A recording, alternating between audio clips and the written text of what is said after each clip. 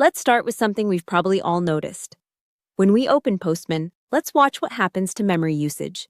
It rises quickly. Once it's fully loaded, we're already at much higher memory usage, just to make API calls. Here are 5 reasons why developers are switching away from Postman.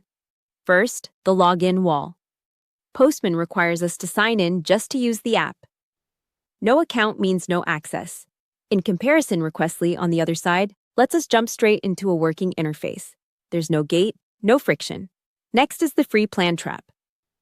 Postman's free tier allows only one user and you cannot collaborate with your teammates.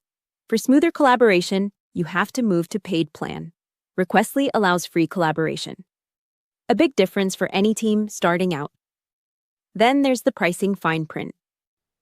Postman's tiers are filled with asterisks and caveats across free, basic, pro, and enterprise plans. Requestly keeps things simple with a clear free tier and a single paid upgrade. Now let's look at the memory footprint again. Postman uses much more memory. Requestly is a lightweight alternative, which uses much lower memory. This means faster startup, better battery life, and a much smoother experience. Finally, let's talk about our data and where it lives. Postman keeps the users in the cloud.